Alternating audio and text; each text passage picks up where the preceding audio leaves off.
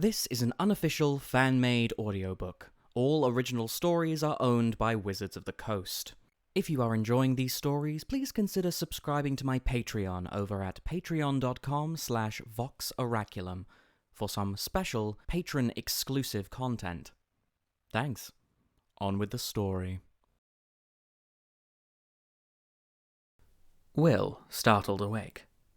It took him a moment to realize that he was in his room, that the shadowy figures lurking in the corners were remnants of whatever dream he had risen from. He was still in his uniform, now rumpled. His latest assignment, on the desk in front of him, remained unfinished. Outside, he could see the Arcavios night, a slash of darkness punctuated by the usual odd glows across the campus. There was no sign of Rowan. Her side of the room was still in the same state of disarray it had been in for weeks. He stood up, wincing at a crick in his neck, just as a shout came from the hallway. "Othern Gate! How many did she... Is everyone..." In the crowd of students rushing past, Will spotted someone from the Prismari Mage Tower team. Arlo Wickle, the point guard who had impressed Quint with his earth magic. "Hey, what's going on?" Wickle pointed down the hall. "Hey, first year. Follow the crowd. Dino Vildo's waiting to take you to a designated shelter." "But what's happening?" "Eureka here," he said curtly, before turning and running after the crowd of younger students. Will stood there for a moment, stunned, a sick feeling growing in his stomach. Professor Onyx had been right. Outside, Will stumbled into a scene of utter chaos. The crowd, joined by more and more students flowing out of the dorms, had frozen by one end of the courtyard. On the other side, past their horrified, stunned expressions, Will could see an encroaching wall of dark shapes. No, not shapes. Creatures.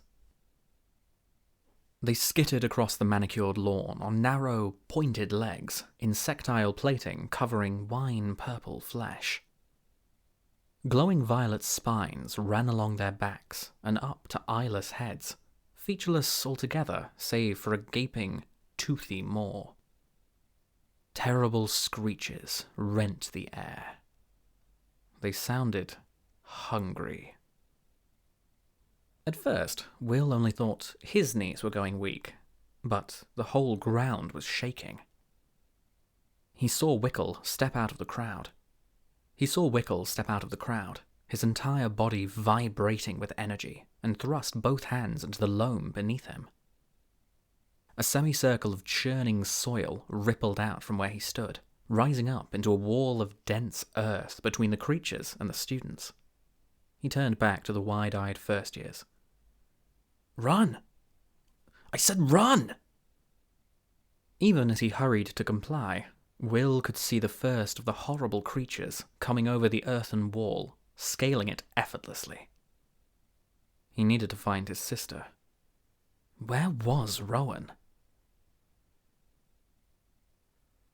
Across the campus of Strixhaven, Rowan howled and swung her sword. It bit into a joint between the creature's armor plating, sending a gout of dark blood spurting across her uniform and down onto the overgrown garden surrounding the Witherbloom dormitories. Behind her, Plink was backing away from one of the things, squealing in fear. With a shouted incantation, Overnine called thorny roots up from the soil to wrap around the creature's legs and drag it down into the earth. "They're everywhere!" shouted Plink, almost stumbling over the creature's buried form. "We're surrounded! Abandoned ship! Surrender!" Rowan scanned the field that stretched before the Witherbloom College. Her friend was right. The creatures were advancing in an eerily glowing wall of chitin, pushing the students back towards the dorms. "If we just wait for the professors," started Overnine. "No, if we just wait, we're gonna be overwhelmed." "We have to get past them. We have to get out," said Rowan. "And go where?" said Overnine desperately. Rowan glanced toward the biblioplex, her thoughts turning to Will. If she knew her brother, well, that's where he'd be. There, she said, pointing to its vast silhouette in the night. Oh, now you want to study, said Plink, stumbling toward her friends, nearly hysterical. It wasn't just Will that drew her there, though. It was the centre of the campus. If the deans and professors would choose anywhere to make a stand, it would be there. And her brother had never stopped going on about all the powerful spells tucked away in those dusty tomes. Let's hope you're right, Will. Professor Onyx, watch out! Liliana spun around at her student's shout, just as an Auric agent sent a hissing coil of energy at her. It was a vicious spell, something meant to suck the life from her. But she was quite experienced in magic such as this. She stopped the spell inches from her outstretched palm and regarded it coolly. Behind her, the crowd of students that had been in her lecture hall moments ago stared, agape and terrified. He could have hit them, she thought. Well, fair is fair. With a gesture, Liliana sent it racing back toward the caster, twice as hungry as before. He tried to flinch away, but the ravenous magic devoured him before he had a chance to even scream. Deans Kian and Imbraham came to join her, jogging down the path that led to Quandrix College behind another wave of students. Professor Onyx, said Imbraham in that high, odd voice of his. We are being pursued by a very curious foe. I suggest we regroup with the other faculty at... He was cut off by a scream. A student had fallen behind. Go! Imbraham barked. I'll watch over this group. They were off at once, Kian and Liliana matching strides. Another scream followed. This time they could see the student, collapsed on the ground and cowering as an insect-like monster loomed over him. Mage hunters, Kian hissed under her breath. Liliana could see more of them boiling out from the shadows, their pointed legs clicking against the stone cobbles. The creature reared back, segments of its body glowing, and Kian sent a geometric lance of force piercing through it. Liliana grabbed the terrified student and pushed him behind her. Get out of here. Something else had caught her attention, though. Amid the crawling darkness on all sides, there seemed to be a human figure, a man in a strange red uniform. At least, she thought he was human at first glance. There was something wrong about his face, a sharpening and stretching to the cheekbones that reminded her of mandibles. He locked eyes with her, and with eerie coordination, all of the other mage hunters surged toward them. Who is that? Said Kian. I don't know, Liliana said, but it seems he's controlling these creatures somehow. Dean Kian's face twisted in horror. All of them? I've never seen magic like that before. There's always a spell, muttered Liliana. She extended her hand, and black threads of magic shot out from the tips of her fingers. But before they could make contact with him, one of the creatures threw itself in the way. The spell burrowed into its shell, making its chitin crack and crumble to dust. At her side, Dean Kian lifted her hands, light shining around her. In seconds, a horde of angular, cat-like fractals had assembled. The constructs leapt forward at her direction, colliding with the wave of approaching mage hunters. The man in the red coat faded back into the crowd of churning, spiny bodies, and Liliana was leaning forward to chase him when something stopped her. All this mayhem, an attack all across the campus with no apparent aim but destruction and chaos? Why? Because, as Liliana realized with building dread, it wasn't an attack. it was a misdirection. Will ran. He ran as fast as he could, trying not to think about the horrifying creature behind him and its many legs, or the burning in his lungs as he pushed himself harder, or the wet grass beneath his feet that would be so easy to slip on. Wait. Without stopping, Will stuck his hand down toward the ground and applied a bit of focus. Behind him, the evening dew condensed into hard ice. He turned, looking over his shoulder just in time to see one of the monster's long legs skid off to the side, collapsing underneath it. "Yes!" shouted Will, shortly before running into something spiky and huge. He bounced off the second creature's shell as it whipped one claw at him, nicking his uniform but missing anything important. Falling to the ground, he rolled to one side as another claw buried itself in the earth where his head had been a moment before. Will stuck out his arms blindly, making contact with its armor-plated midsection, and drew the heat from it so fast a crack split through the middle of the shell. The creature fell back, screeching, but by then the other one had gotten up and was scuttling toward him. Suddenly, a roar filled the air, the sound rolling through the sky. More roars answered it until the ground trembled from the cacophony. The creature leapt away from Will and almost galloped on its many legs, moving fast, but not fast enough. A column of fire shot down from the sky and swept over the ground.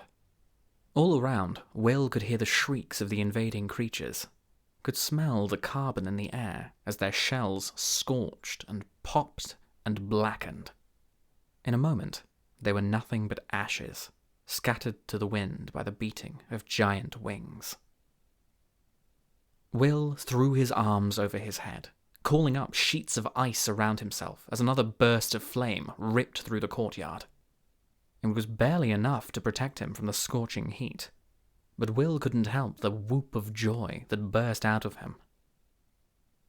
The dragons had come. Rowan turned at the sound of her name, letting her friends rush past her toward the main campus. There, with a sword of ice in his hand and a goofy-looking slash across the front of his uniform, was her brother. "Will!" They ran towards each other and fell into a hug, squeezing each other tightly. When Rowan pulled back, she frowned at the makeshift weapon in his hand. "Where's your sword?" "In our room," Will said between panting breaths. I came as fast as I could." "Look out!" someone shouted behind them. Rowan barely had enough time to register the Auric agent stepping out from behind the hedge. As he stuck out his hand, thorns of lethal blood-red energy lancing towards them. She knocked Will to the ground. There was a gurgling sound, then silence. It took Rowan a moment to realize she had closed her eyes. When she opened them, she saw the Auric agent splayed across the ground. Nearby was the familiar, stern presence of Professor Onyx, who whirled on them with those cold, violet eyes. "You two, why aren't you taking shelter?" "We were attacked," they said, almost at the same time. "At the Prismari dorms," said Will. "And the Witherbloom ones," said Rowan. "They were surrounding us, almost like they were trying to keep us in one place." "That's because they were," said Professor Onyx. "This is part of some distraction." "Distracting us from what?" asked Will. "I don't have an answer to that," she said. "Not yet. But I know one thing. The mage hunters aren't just herding in the students. They've formed a perimeter around the biblioplex." A perimeter? Rowan didn't like the sound of that. A living wall of spines, of those glowing purple feelers, of snapping teeth. "What should we do?" Professor Onyx turned those violet eyes on her then. If I were a responsible professor, I'd bring you to somewhere safe. I'd keep you well out of all this. But you're not gonna do that, said Rowan. Are you? The corner of the professor's mouth twitched. Rowan almost would have called that a smile. No, I'm not quite so responsible as that, and I need the help. So, this is our way in? Said Will, putting his hand on the circle of stone. It seemed set into one of the rolling hills in the wilder section of the Witherbloom campus. Yes, it's an old maintenance passage I found when I was a student. The professor set her hand on the door and muttered something under her breath. With a slow grinding that seemed alarmingly loud to Will, the circle of stone parted, retreating into the side of the hill. On the other side was a long, dark tunnel. "They let students down here?" he asked. Rowan and Professor Onyx both arched an eyebrow. "No," said Will. "I guess not." Rowan summoned a sparking ball of light into her hand and took a few cautious steps down the passage, the professor and Will following close behind. "Is there gonna be, started Will. "Anything waiting for us down there?" "I don't know," said Professor Onyx. "It's possible. Nobody at Strixhaven has used these tunnels in a long time, but I'm hardly the only one who knows about them. I believe Extus has been sending his people through them for months now." "Extus?" "The man responsible for all this. The leader of the Auric." Will felt something catch in his throat. "Ah, so the only thing we need to worry about is a bunch of murderous mages wielding dark magic." "Toughen up, Will," said Rowan. "It's nothing we haven't seen before." "Is that so?" Professor Onyx seemed amused. "You two are hardly the most likely heroes in all this. But I suppose I'm not one to talk." What that meant, Will had no idea. Extus strode down the curving corridors of the biblioplex, running one hand along the fine wooden shelves. So much wisdom in those old books, and yet not a drop of it seemed to be helping them now.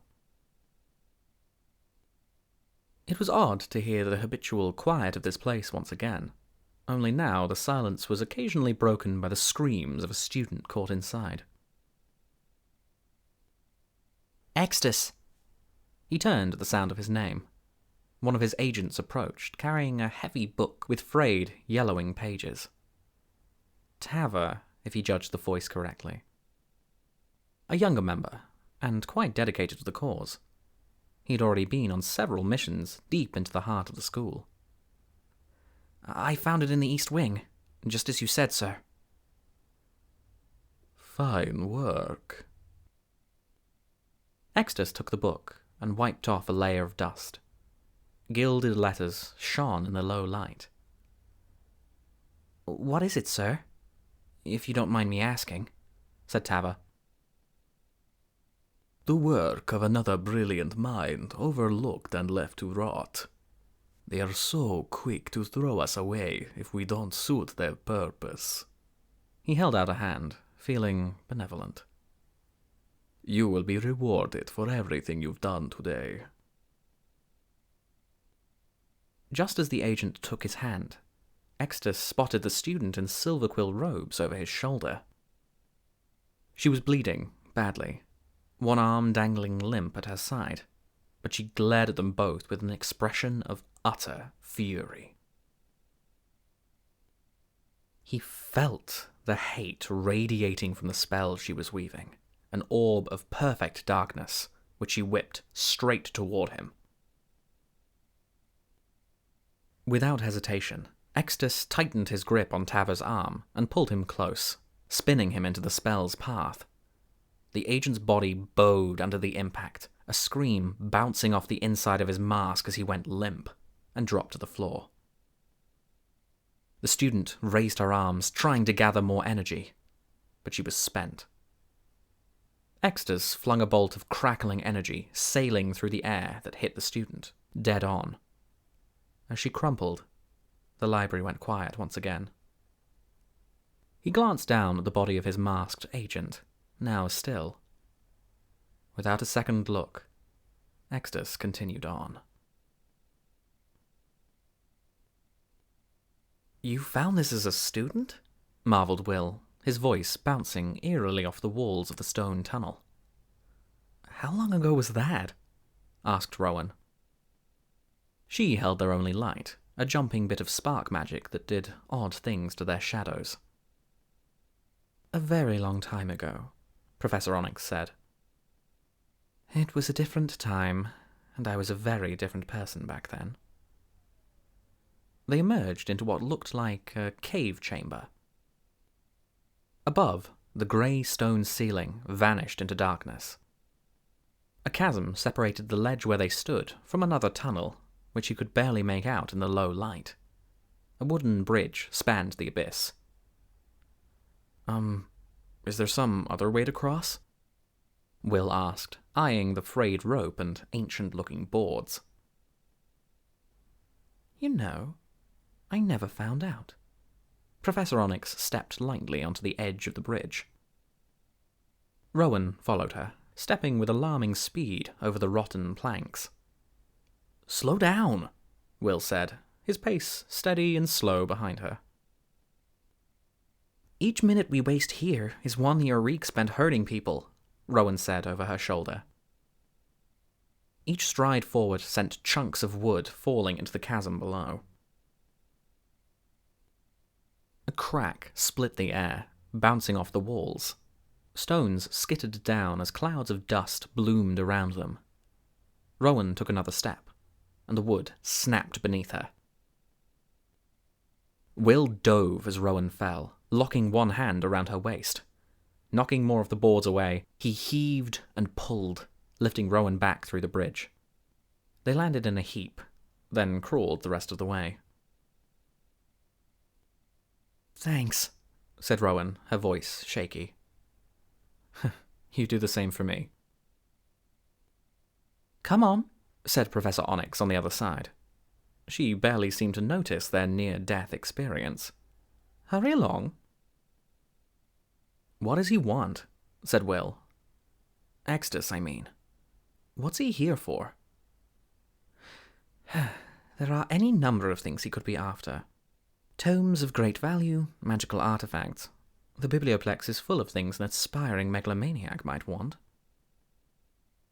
"So where are you taking us?" "I'm taking you where I would go if I wanted to cause the most damage possible." Will only stared as she continued down the tunnel. "We need to keep moving," said Rowan, nudging him forward. Extus rested one hand on the smooth, cool wood of the double doors leading to the Hall of Oracles. They had been locked, but thankfully the Eureka attack had happened too quickly for any wards to be activated and set in place. With a brief exertion of will, he blasted the doors off their hinges and stepped inside. Encircling the room were stern, wizened visages carved in stone. Oracles, long dead but not forgotten. Extus thought he noticed a certain scorn in their flinty eyes, as if even from the grave they didn't approve of what he was doing here, as if they didn't think he belonged in their ranks. It didn't matter. They were dead, and when he was done they would be glad they were. His gaze shifted to the ceiling, and even with his mask he had to squint against its light. The Strixhaven snarl hung in the air, tendrils of energy whipping and snapping around the hall. Mana from the primordial origins of this world, still swirling in a maelstrom of power.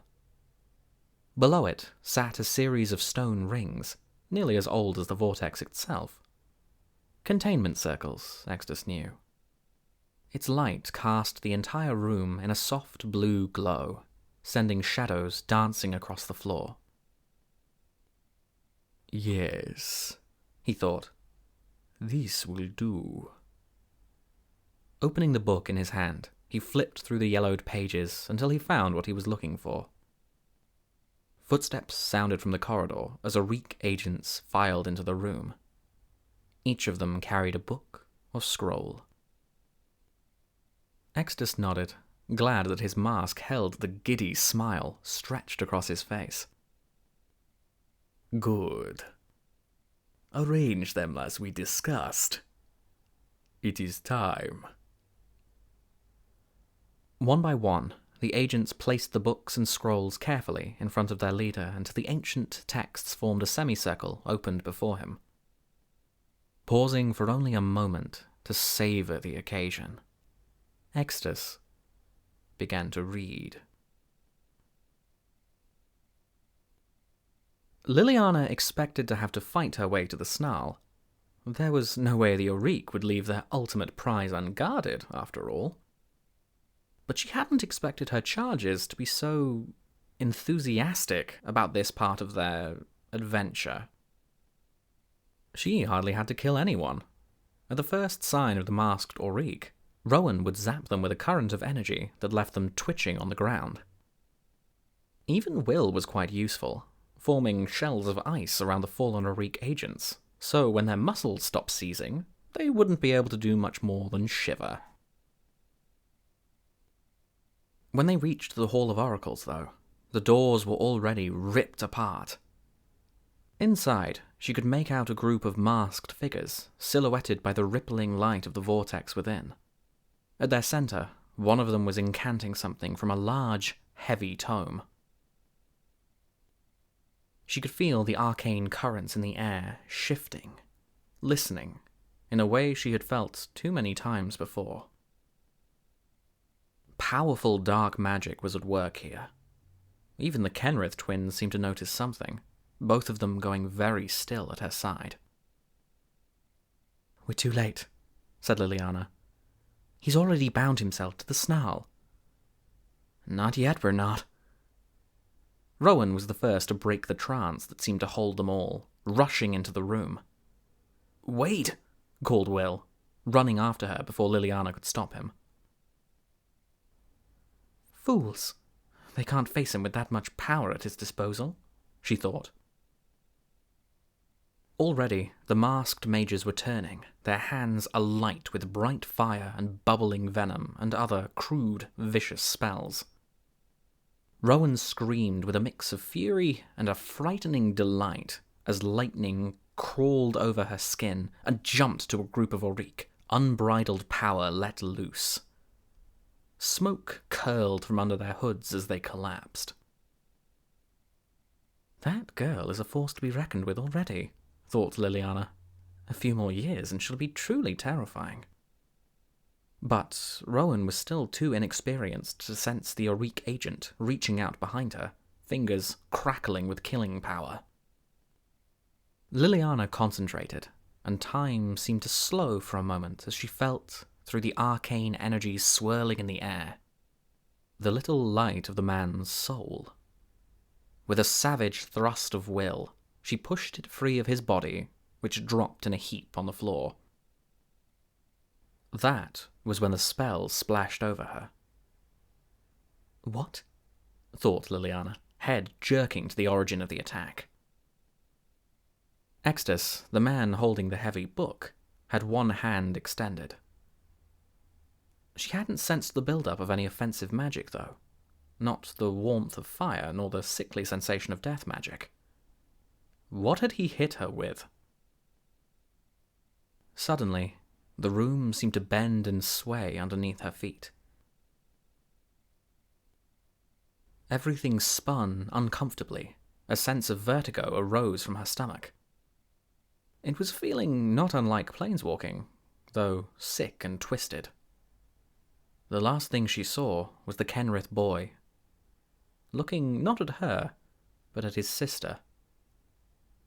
Terrified, though whether it was for her or of her, Liliana couldn't say. Then her vision went black. When she opened her eyes, the light of the snarl was gone.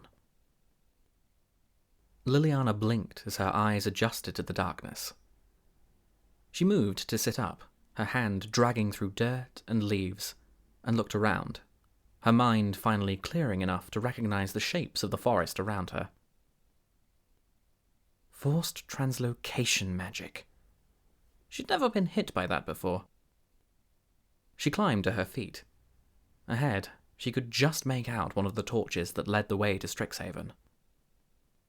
The campus itself was somewhere in the far distance, beyond sight. Try not to die, you two. I'm coming. But it's going to be a long walk.